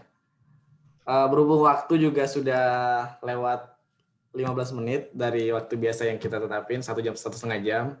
Jadi berhubung pembicara kita lumayan banyak juga, jadi ya nggak masalah menurut saya. Oke, sekali lagi saya mengucapkan terima kasih buat teman-teman yang sudah mau meluangkan waktunya buat sharing, buat kita semua. Karena dengan ada yang sharing kita banyak tahu. Kayak tadi salah satu penanya juga nanya, oh ternyata di sana ada ini. Jadi kita saling tahu lah, itu gunanya sharing kan ya. Terima kasih. Saya ucapkan sekali lagi buat teman-teman, terus teman-teman yang sudah hadir juga, yang udah setia nonton dari awal sampai akhir. Insya Allah Bitalk akan hadir minggu depan lagi, di malam minggunya lagi, dengan tema yang berbeda lagi. Jadi buat teman-teman di sini bisa saja mau ikut lagi minggu depan silakan. Itu dari saya. Saran ya. Najim, iya gimana Bang? Saran Ya boleh minggu boleh. depan itu pembicaranya Intan sekali-kali. Kita kan butuh dari segi ekonomi nih. Boleh Pandemi, boleh. Boleh itu kita lagi pandemi gimana cara kita mengatur keuangan atau apalah itu. Nah boleh tuh buat melek finansial tuh. Kamu minggu depan bisa nggak? Bang Alif. Nggak apa-apa. Jadi Gimana kan saling ini? sharing gitu. Auditku banyak ini loh. Saran ya, saran. Nanti bisa dipertimbangkan sama hostnya. Boleh. Nanti saya minta nomornya Intan lewat chat boleh nggak Intan ya? Nanti biar saya hubungin, biar cocokin waktu. Oh iya Kak, Kalau si siap. Intan mau. Oke, siap. Boleh. Nanti. Ya, Oke, kami juga ingin siap. mengingatkan ya, bagi peserta Zoom meeting jangan lupa cek Instagramnya Bitok karena di situ ada tata cara bagaimana cara mendapatkan giveaway-nya. Ada dua. Karena hari ini ada 2 khimar segi 4 dan 1 buku yang menarik bagi kalian semua peserta meeting yang sudah mengikuti tata caranya. Cek Instagram Bitok sekarang juga. Oke, seperti itu. Siap dan Najim. Yes. Sekali lagi terima kasih. Dengan saya ketemu dengan Catur, Nastri, Rahmat Zuhair, sama Jindan. Nah ini kan wadah kita sekalian sosialisasi dan berelasi ya. Nah harapannya nanti ke depannya kita masih tetap bersilaturahmi seperti ini. Siapa tahu kita bisa kolaborasi lagi dengan berbagai macam bentuknya lah seperti itu. Nah, diharapkan kita bisa ketemu lagi nanti di lain waktu. Terima kasih. Dan Najim, ada Najim terakhir Najim? Ya.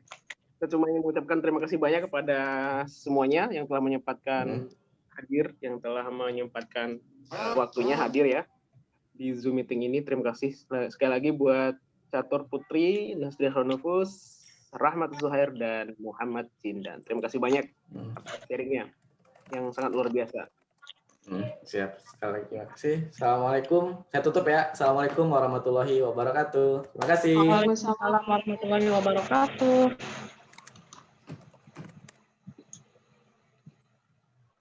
Intan boleh minta nomornya, Intannya kirim ke chat. Iya Kak, boleh Kak. Oke, siap. Makasih. Sama-sama Kak.